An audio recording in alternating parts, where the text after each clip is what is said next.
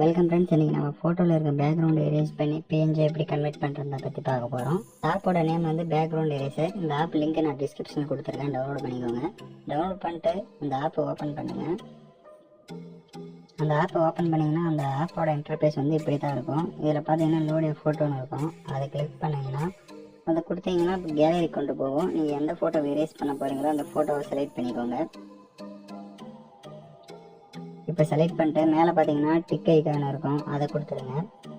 இப்போ கொடுத்துட்டிங்கன்னா இப்போ எரேஸ் பண்ணுற பேஜுக்கு வந்துடும். இப்போ கீழே பார்த்தீங்கன்னா ஆட்டோ, மேஜிக், மேனுவல், ரிப்பேர், ஜூம்னு இருக்கும். ஆட்டோனா இப்போ எல்லோ கலரில் இருக்குன்னா, இப்போ இந்த எல்லோ கலர் இருக்குன்னா இந்த எல்லோ கலர் மேலே வச்சா அப்படியே எரேஸ் ஆகும், அந்த கலர் ஃபுல்லாக எரேஸ் ஆகும். மேஜிக்னா நீங்கள் அப்படியே இப்படி ப்ரெஷ்ஷை பக்கம் பக்கம் வைக்க வைக்க அதுவே எரேஸ் ஆகும். அப்படியே ஸ்க்ரீனில் பார்த்தீங்கன்னா தெரியும், பக்கம் பக்கம் வச்சிங்கன்னா அதுவே அப்படியே எரேஸ் ஆகும்.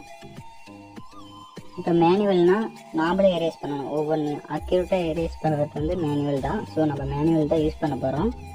இப்போ ரீபேர்ன்றது வந்து நம்ம திக்கில் வந்து தெரியாமல் எரேஸ் பண்ணிட்டோம். மறுபடியும் அதை எகைன் அதே மாதிரி பிக்கு கொண்டு வர அந்த ரீபேர்ன்றதை யூஸ் பண்ணுவோம். ஜூம்ன்றதை நீங்கள் ஜூம் பண்ணி எந்த அளவுக்கு வேணாலும் ஜூம் பண்ணிக்கலாம். ஜூம் பண்ணிட்டு நீங்கள் எரேஸ் பண்ணிக்கலாம்.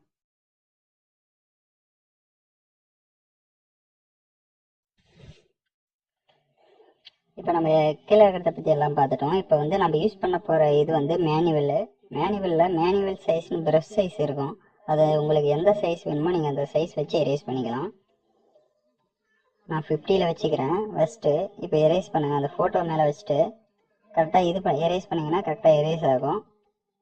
நீங்கள் ஃபோட்டோவுக்கு தெரியாமல் இப்படி எரேஸ் பண்ணிட்டீங்கன்னா இங்கே அந்த மேனுவல் சைஸ் அப்படின்ற பக்கம் பார்த்தீங்கன்னா ஒரு ஏரோ மார்க் மாதிரி இருக்கும். அதை கிளிக் பண்ணிட்டீங்கன்னா மறுபடியும் அது எகைன் அதே மாதிரி வந்துடும். இப்போ நீங்கள் கரெக்டாக ஜூம் பண்ணி கூட எரேஸ் பண்ணுங்கள். இப்போ நீங்கள் வந்து ஜூம் பண்ணி எரேஸ் பண்ணுங்கள். அப்போ தான் கரெக்டாக நம்ம அக்யூரேட்டாக வரும். நீங்கள் அப்படியே எரேஸ் பண்ணிங்கன்னா அங்கங்கே ஷேடோ மாதிரி உட்காந்துக்கும். ஸோ நீங்கள் கரெக்டாக ஜூம் பண்ணி எரேஸ் பண்ணுங்கள். இது வந்து டைம் ஆகும், நீங்கள் பொறுமையாக தான் பண்ணணும். அக்யூரேட்டாக பண்ணணும்னா பொறுமையாக பண்ணுங்கள்.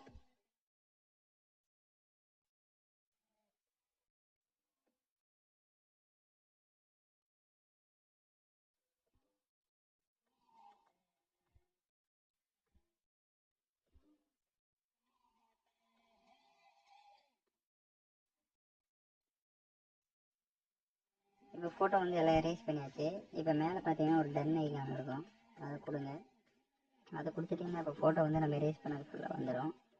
இப்போ கீழே பார்த்தீங்கன்னா 5 ஆப்ஷன் இருக்கும். இது வந்து ஸ்மூத்னஸ்ஸு, அதாவது நம்ம எடிட் பண்ணுறப்ப ஃபோட்டோவோட சைடில் பார்த்தீங்கன்னா நம்ம அங்கங்கே விட்டுருப்போம் கொஞ்சம் எரேஸ் பண்ண.